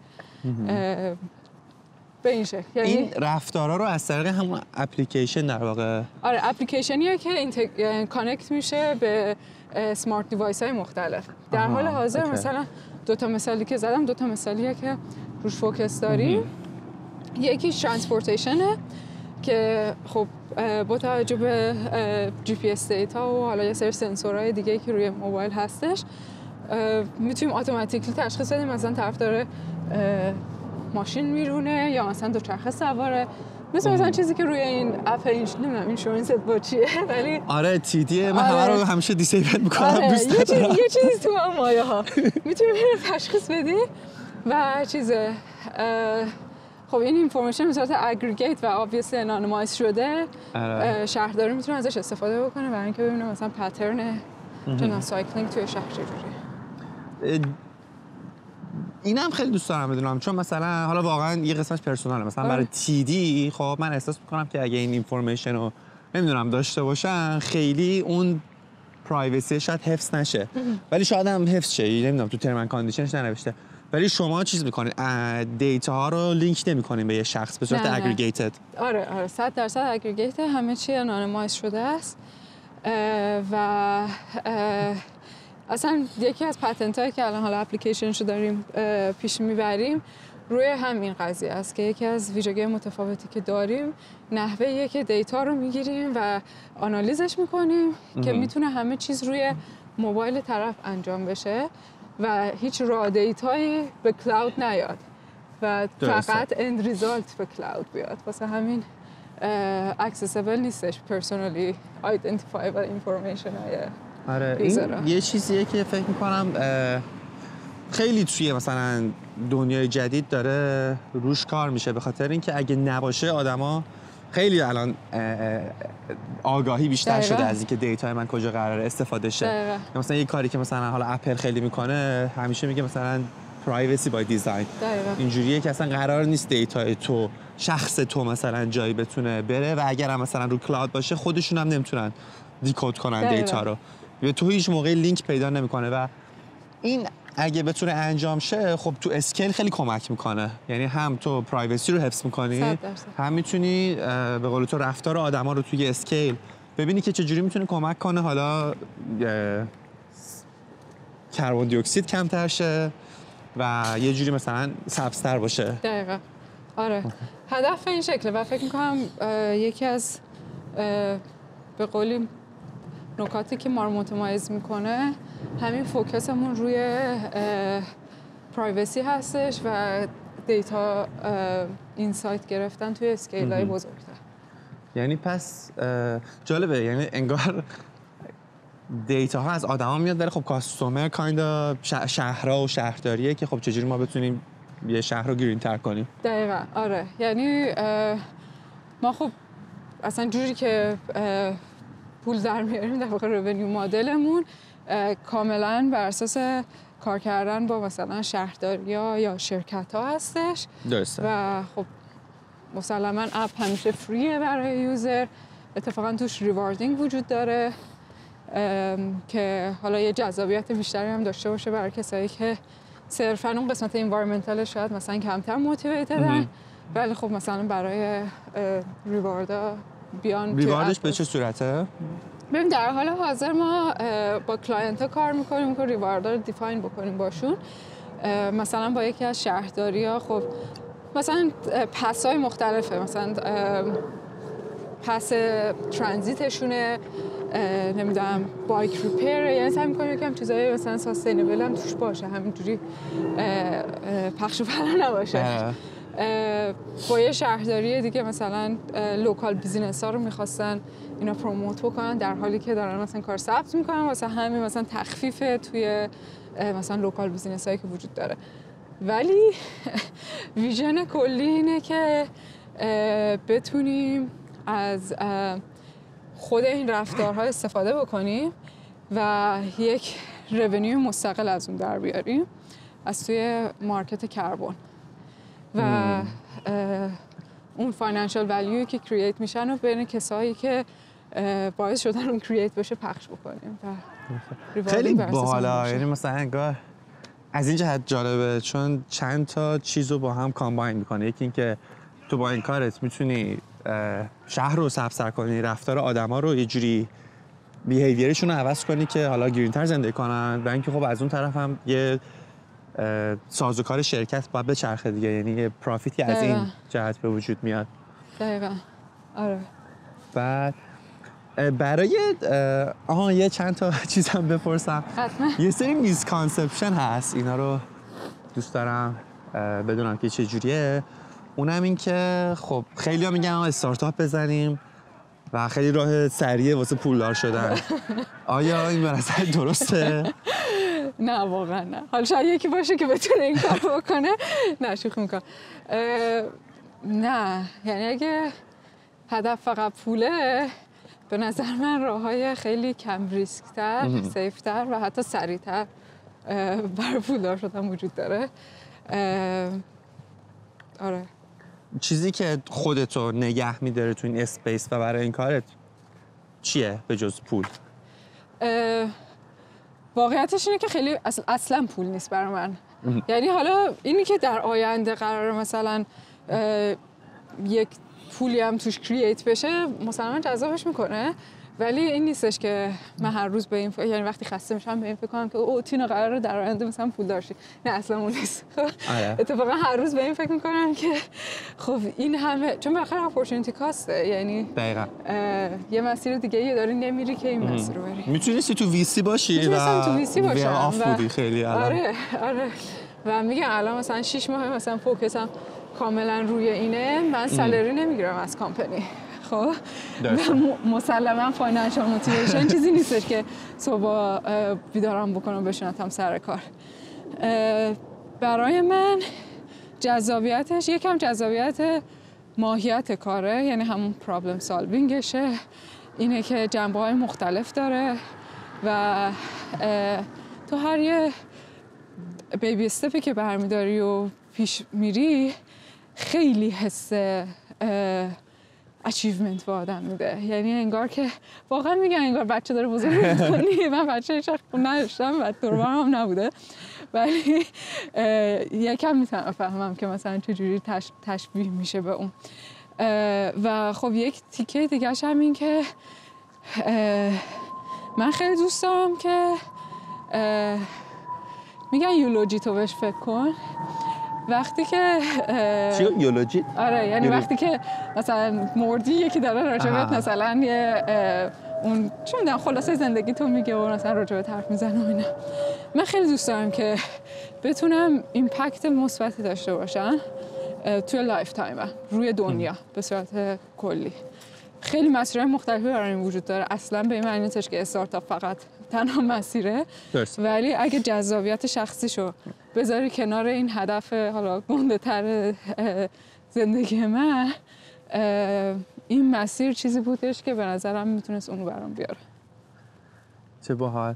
یاد یه چیزی افتادم، رفته بودم برلین، بعد یه موزه داشت. توی این موزه آدما که کلا وقتی میرفتی جای دست و جای پا بود. خب بعد از جنریشن های مختلف بود، یعنی مثلا از چه میدونم شیوه های مختلف آدما که از میلیون ها سال پیش اومده بودن، فقط همین رد پاها توی رو زمین بود، رو دیوار بود و رو مثلا سقف و اینا همینجوری میرفت. و این خیلی عجیب بود که خب ما هر وقت که به دنیا میایم یا مثلا داریم میریم یه فوتپرینتی از خودت به جا میذاری و اون فوتپرینت چه شکلیه. حالا این دیدنش واقعا جالبه که به چه سمتی پیشرفت میکنه. آره شاید نمیدونم برای من اینجوریه، یعنی نمیدونم هر آدمی حتما باید یه فوتپرینتی داشته باشه. خیلی فلسفیش بخوایم بکنیم شاید اصلا زندگی پوچ‌تر از اینه که فوتپرینت من بخواد جای اهمیتی داشته باشه. ولی به شخص درایوم اینه. ایوه این جالب بود. یه چیزی دیگه هم که میخواستم بپرسم اینه که تو خب اگه بیزینس خودتو داشته باشی دیگه لازم نیست واسه کسی کار کنی، وقتت کمتر. آیا هم درسته مثلا کمتر کار میکنی یا بیشتر کار میکنی حتی؟ دو تا چیزه، یکی وقته یکی اختیاره. و خیلی من اتفاقا خیلی رو شنیدم که ما دوست داریم تصمیم گیرنده یا فلکسیبیلیتی بذار اسمش فلکسیبل باشی.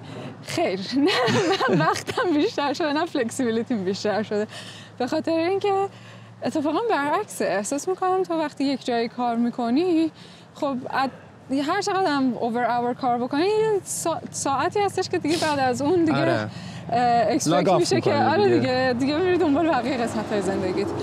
خب وقتی که بیزینس خودته همچین چیزی خیلی سخته، یعنی فکر میکنم باید بالاخره آدم بتونه یه جاهایی برای ریکاور کردن لاگ آف کنه و خب عملاً نشدنیه دیگه، چون کل زندگی تو حداقل تو چند سال اول در بر میگیره.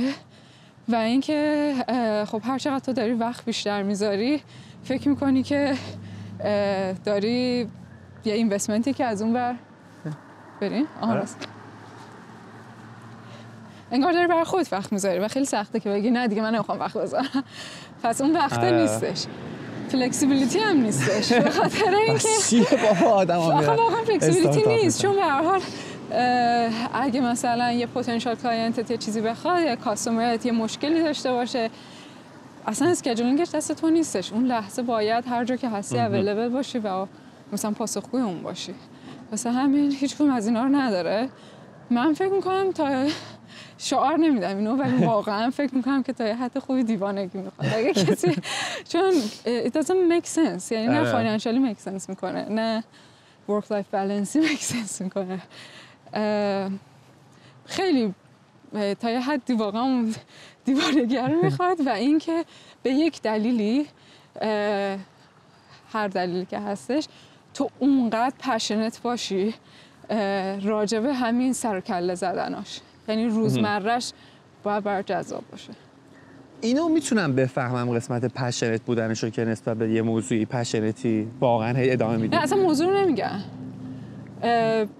یه حالت مازوخیستی. آره یه حالت ببین موضوع هم مهمه ولی تو حتی که به یه موضوع خیلی پشنت باشی خب به نظر من باز هم راه مثلا فکر کنم به کلایمت چینج پشنتم. آره هزار تا راه دیگه هستش که بتونه منطقی تر توی اون مثلا یه کاری انجام بدم. خب چون اتفاقا من میخواستم بگم که خب چجوری نگه میداری اینو تو، چون ممکنه یه هفته 2 هفته 3 هفته من خودم نسبت به یه موضوعی خیلی برام جالب میشه 2-3 هفته گیر میدم بهش یه ماه، ولی دیگه مثلا ماه سوم میگم خب اوکی حالا این دیگه برام خسته کننده شد. ولی تو اینو میگی تو یعنی چالنجش اینه که بتونی اینو به صورت توی سالیان نگه داری. آره میگم یعنی اتفاقا جذابیت به موضوع مهمه ولی مهمتر از اون اینه که جذابیت برات همین پروسه باشه، همین سختیه توش جذابیت داشته باشه.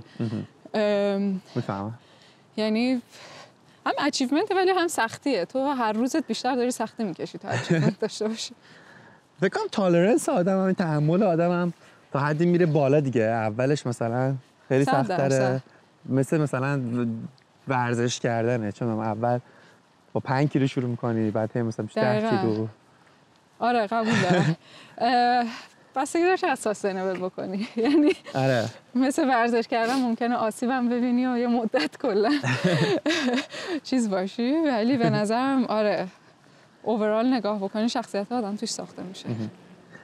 یه سوال دیگه ای که داشتم توی مسیری که حالا با ویسیا یا در واقع مثلا شاید برای فاندریس کردن یا یه جای کارت گیر کرده باشه، آیا به عنوان فیمیل فاوندر شده که ریجکت چی و حس کنی به خاطر این بوده یا نه لزومه؟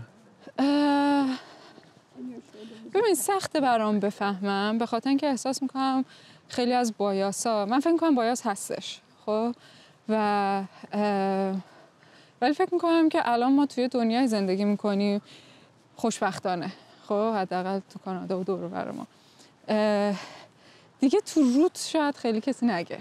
خب میدونین چی میگم؟ دیگه کمتر پیش میاد یکی بهم بگه که VC is a white male dominated space و تو اصلا نمیتونی. معمولا تو روت نمیگم، ولی احساس میکنم اینترنال بایاس به هر حال وجود داره. خب یعنی من خودم حتی به رفتار خودم دقیق شم، حالا برای من نمیشه خانوم آقایی، خب ولی وقتی یه کاراکتری رو دیده باشم، حتی مثلا ظاهر اون کاراکتر، خب درست.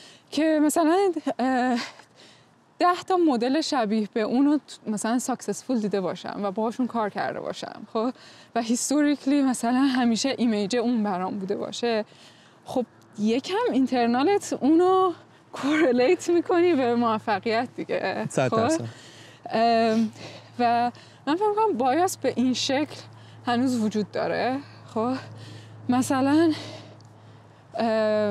حالا کلی دارم صحبت میکنم، مثلا کسایی که خیلی این کامنت از آدم‌ها شنیدم، مثلا بحث استارتاپ بکنم، مثلا کسایی که ظاهر من نگاه میکنن یا مثلا سطحی منو میشناسن، خیلی مثلا برداشتشون شاید اوایلش اینه که او مثلا مهربون، نمیدونم نیستم اگه مهربون نیستی بگو. نه ولی مثلا یعنی بولترین چیزایی که خب به نظرشون میاد که خب مسلما وقتی دارم با اینکه نگاه مثلا دفعه اول صحبت میکنم اون تیکه تو چشتره، خب یا مثلا خیلی آدم شاید مثلا نمیدونم چجوری بگم لطیفه مثلا اینا. آره لایه‌های شخصیتی متفاوتیه. آره خب ولی کسایی که دیپتر منو میشناسن خب اتفاقا مثلا میبینن که مثلا آقا تینا can be really fierce، خب یا مثلا میتونه مثلا یه چیزی واقعا تو لیمیت مثلا خودشو پوش مثلا یه سری چیزای دیگه میاد که توی کار اونها اتفاقا به نظرم کوالیتی هایی هستش که باعث کانسیستنسی میشه، میتونه مثلا واقعا پرزرویرنس یه چیز خیلی مهمه تو دنیای استارتاپ.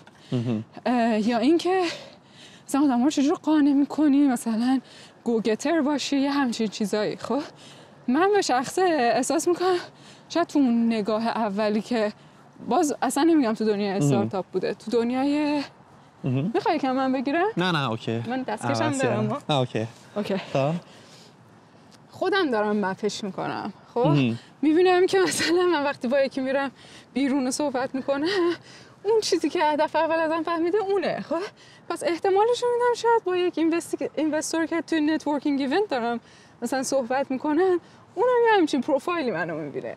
خب یعنی این مپینگ رو شاید غلط دارم میگم، خب ولی احساس میکنم خیلی پروببله که این مپینگ هم درست باشه و در ظاهر دفعه اول پیچ کردنم یه همچین وایبی رو بدم و باز هم میتونم توی مدلم برم بهش نگاه بکنم و ببینم که میتونه به ضررم باشه. خب واسه همین فکر میکنم اینترنال بایاس هنوز هم وجود داره، ولی اکسترنال من فیسش نکردم که مثلا یکی تو روم بخواد بگه که مثلا تو نمیتونی یا مثلا جنسیتمو پیش بکشه یا همچین چیزی.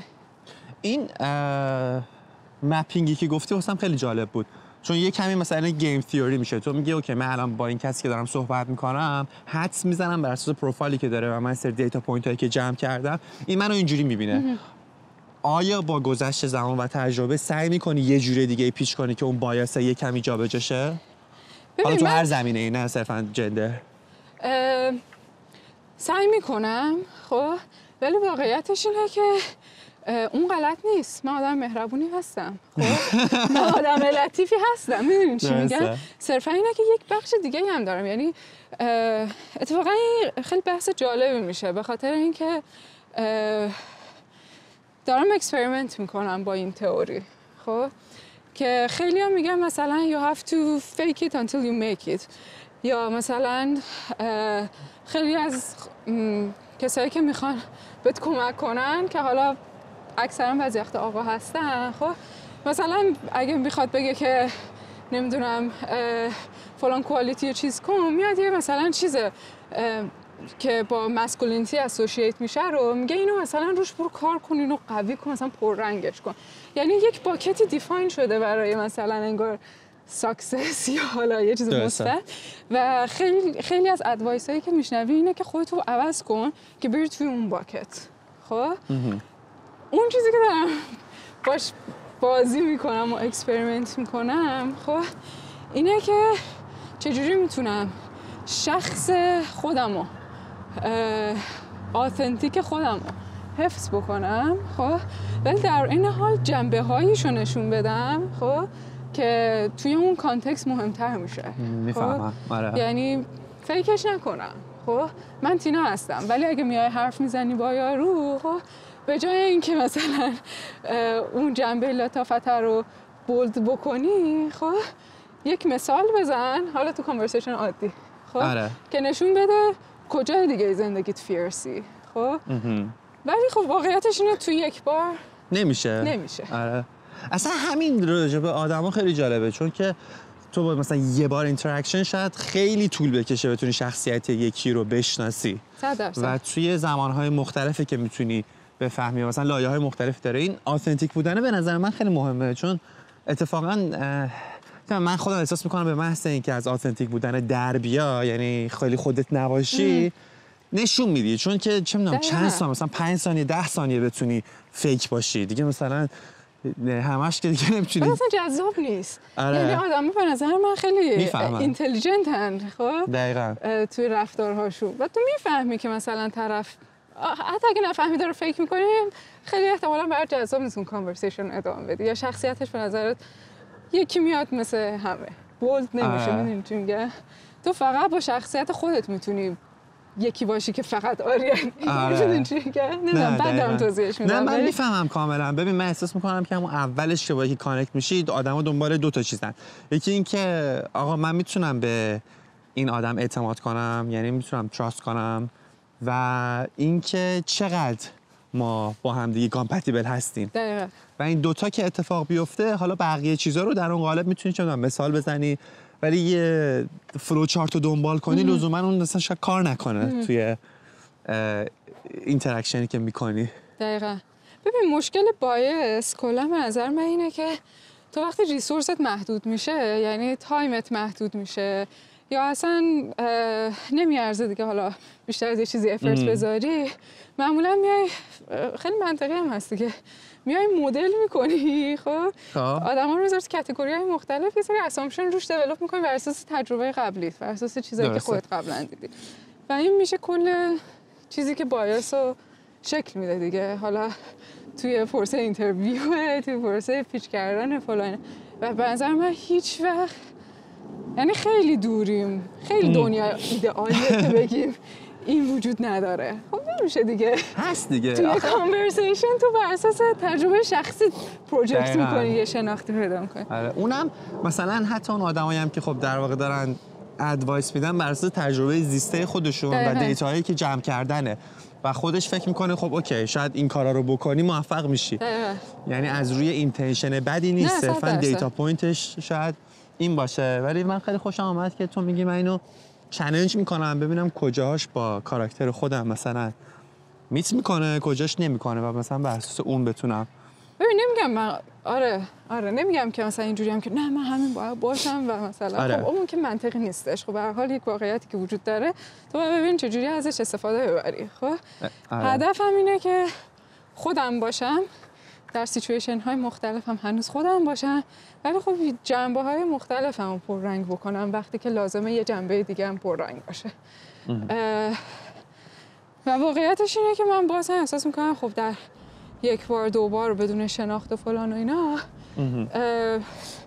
شاید به دلیل خانم بودنم دیس ادوانتیج داشته باشن ولی خب خیلی هستن که من میشناسم میدونی چی میگم لازم نیست مثلا چه میدونم تو حتی مثلا چه میدونم اینوستور پیش کردن باشه خب درسته میتونی ریلیشنشیپ رو بیلد کنی خب آره it may take more time ولی خب it doesn't mean که ولی اینترنالی میخوام ببینم تو خودت چجوری با این قضیه در واقع میتونی کنار بیای و اینجوری بهش فکر میکنی که طبق صحبتات مثلا دفعه اول اگه حالا نتونستی خیلی خوب پیچ کنی یا اون وایبو نتونستی بذاری دفعه بعدی هست این موقعیت وجود داره که بتونی تا یه زمان مثلا خیلی قبلش فکر نمی‌کنم آره. اوکی. میدونی چی میگم؟ یعنی احساس می‌کنم خیلی سخته برام که بفهمم آخه من که توی اون آقا نیستم یا توی اون خانومه نیستم، خب که ببینم واقعا چی باعثه مثلا اگه یکی نظر منفی داره نظر منفی شده باشه. خب و تا یه حدی احساس می‌کنم waste of resource and time برای من که هی بخوام بشینم به این فکر کنم که این الان برای مثلا کجای من، یعنی من روی خودم میرم. آره میفهمم. خب این باتریش تموم شد. خب پس و فکر کنم از اینجا به بعد 1 ساعتی شد، بیشتر 1.5 ساعت شد فکر کنم. ولی من دوست دارم چند تا سوال دیگه بپرسم و بعدش دیگه کانورسیشن رو به اتمام برسونیم. آره. خیلی چسبید تا اینجای کار. الان وایس داری فقط؟ آره الان دیگه فقط صدا تا من یه راهی پیدا کنم بتونم طولانی تر ضبط کنم. فکر میکنم باید وسطش یه باتری بخرم دومی، چون این مسابقه با اشکان هم این اتفاق افتاد. اونم تموم شد؟ اونم وسطش تموم شد. خب میخواستم اینو بپرسم که فکر میکنی چه توصیه‌ای داری برای کسایی که بخوان فاوندر باشن؟ خیلی فکر کنید بهش. یعنی امتحان کردنش بد نیست قطعاً، خب ولی اگه خواستین بیشتر از امتحان کردن ریسک بپذیرین تو این مسیر، واقعاً به قسمت‌های مثبتش اتفاقاً اونقدر فکر نکنین، چون اونو همه میدونن. خب به اون منفیاش فکر کنین و ببینین که میصرفه براتون یا نه. درسته. ایول، پس اینم واقعا توصیه خوبیه، چون اولش تو خیلی بایاسی به اون جذابیتاش دیگه، فلکسیبیلیتی ورک لایف بالانسش که الان فهمیدیم اونا رو هم نداره. آخه واقعا نداره، یعنی اینو 100% میتونم بگم، فکر نمی‌کنم فقط تجربه من باشه، میتونم بگم 100% نداره. درسته. ولی اگر کسی فکراشو کرده منفیاش، نه که با منفیاش اوکی باشه، منفیاش براش جذابه، یعنی اینجوری بهت بگم، و فکر میکنم شخصیتش اینجوری هستش که اون سختی ها براش جذاب باشه، به نظر من شروع کنه. یعنی هیچ وقت نه در زندگی شخصی آدم رایت مومنت براش وجود داره، نه در زندگی مثلا کریر دیولپمنت آدم یه موقعیتی پیش میاد که میگید که خب حالا خیالم راحت وقتشه. اون شروع کردن اهمیت داره و توش تهش اینه که لذت بردی، چون میگیم منفیاش هم لذت بخشه برات. آره. و چیزی یاد گرفتی. ایوه. قسمت بعدی هم می‌خواستم بپرسم که کلا اسپیس گرین تکنولوژی چجوری می‌بینی؟ مثلا آیندهشو، چون فکر می‌کنم خیلی هم شاید جدید، یعنی قدیم اونقدر روش نبود و می‌خوام ببینم این تراجکتوریش نسبت به الان و آینده چه اسپیسیه واسه کسایی که بخوان حالا فاوندر باشن یا کلا به این موضوع علاقه داشته باشن. ببین یه چیزی که خیلی خب بوده، ولی خب الان به خاطر اینکه خیلی دیگه یه حالت ارجنسیش هی داره میره بالا و بالاتر، یکم تمرکزش بیشتر شده و خیلی احساس میکنم حالا خیلی براده اینجوری بگیم کلا گرین تکنولوژی، ولی اگه همینقدر براد بخوایم نگاش بکنیم خیلی جای کار براش جای کار توش زیاده، ولی خب به همون تب خیلی چیزاش دیفاین نشده. یعنی مثلا بالا پایینش زیاده، مثلا پالیسی خیلی تاثیر داره روی این قضیه، خب و این پالیسی ها هی عوض میشه و مثلا با حواسش یکم به این چیزا باشه. یعنی یه موقعیتیه که میتونی از توش مثلا اپورتونیتی های ایمپکتفول، اپورتونیتی هایی که برای گروث مثلا خیلی خوب هستن در بیاری، ولی خب این بالا پایین بودنش هم یکم ولاتیلیتیش رو بیشتر میکنه. درست. به نسبت آیتی برای نرسینگ هوم یا فیونرال سرویس که اون رو فرستاده بودیم. اسم تیکرش بود SCI و رشدش خیلی بالا. اون اگه آره اونجا بری خب قشنگ همه چیز well defined. کدوم کشور رو فکر میکنی مثلا پالیسیاشون بهتر تعریف شده یا تو این زمینه پیشتازن؟ اروپا به صورت کل EU یعنی درسته. خیلی جلوه. حداقل مثلا 4-5 سالی جلوه اگر وضعیت تراجکتوری نورت امریکا بدتر از اینی که هست نشه با این انتخابات پیش رو. ولی همه تا حد خوبی خب دارن تو یک مسیر پیش میرن، ولی واقعا مثلا چیزایی که میبینی الان مثلا تو اروپا دیگه قانون شده یا مثلا سال دیگه سال بعدش قانون میشه، تازه اینجا دارن مثلا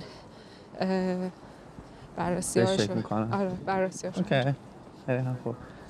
خب قسمت آخر دیگه، این دیگه واقعا آخرین سواله. نه راحتش. اونم این که اینو اولا که بگم واقعا خیلی لذت بردم از کانورسیشن، واقعا آره. خیلی یاد گرفتم. من اصلا اون دوربین بجز این که احساس کردم دستت داره میشکنه فکر نمی‌کردم بهش و واقعا خیلی چت فرندلی بود و خوش گذشت. آره بابا اصلا هدفم هم همینه، قرار نیست فکر کنی حالا یه دوربینی هست داره ضبط میشه، آره. قدم میزنی صحبت میکنی دیگه. و اتفاقا فکر میکنم خیلی از موقع‌ها تو میگی اوکی من اصلا این چیزو درست بگم غلط بگم بذار سرچ کنم، و فکر میکنم اینجوری اصلا هیچ محتوایی تولید نمیشه، تو چون همش در واقع وابسته به اینه که خب آره. من الان با اینترنت چک کنم، ولی خب خیلی از موقع‌ها تو داری زندگی میکنی صحبت هم میکنی دیگه، حالا یه دوربینی هم هست با هم صحبت کنیم. و خیلی اتفاقا خوشم که اینو مطرح کردی، چون واقعا به قول خارجی take it with a grain of salt. واقعا خب حالا هر چیزی هم که من گفتم بر اساس باید دانش و تجربه شخصی خودم بوده و شاید اصلا ریلیت نشه، شاید غلط باشه. آره دیسکلیمر رو بکنم. دقیقاً آره. یعنی مثلا صحبت حالا ما و هر کسی بخواد هر کاری بکنه یا تصمیمی بگیره میتونه آره یعنی بیشتر مطالعه کنه در واقع. و آها میخواستم بپرسم که آیا یعنی آیا که نه، این که اگه مثلا یه کتاب یا پادکستی که رو تاثیر داشته و دوست داشته باشی معرفی کنی، حالا تو هر زمینه‌ای، لازم نیست حتی کار باشه، که بگی جالب بوده واسط چیا؟ یه کتابی که اخیراً دارم میخونم کاملا آخه قطب مخالف تمام حرفایی که زدیم همه چی رو از بیس میبره زیر سوال، ولی خیلی برام جالب بود. وقتی نیچه گریسته که مال اروین یالومه. آره احساس میکنم همه این چیزایی که الان حرفشو میزنیم، یعنی حتی کل کلایمت چینج و اینا، اگه یه اقیانوس در نظر بگیری همه اینا تو سطح اقیانوسه، ولی اینی که کلا اصلا فلسفه زندگی چیه و اینا یکم عمقشه. اگه یه موقع کسی حال داشته باشه به جای شنا کردن رو یکم قواسی کنه، به نظرم کتاب حرف برای گفتن داشت، در حال اینکه خیلی هم بورینگ و سنگین نبود. آره برای من جالب بود. مرسی، خیلی بازم چسبید. منم خیلی چسبیدم واقعا. آره و امیدوارم که امیدوارم که خیلی رشد کنه استارتاپتون و به اون هدفی که واقعا میخواین واسه ساستینبیلیتی برسین. و مرسی. بازم ممنون که اطلاعاتتو به اشتراک گذاشتی. قربانت. مرسی از تو. خداحافظ. خداحافظ.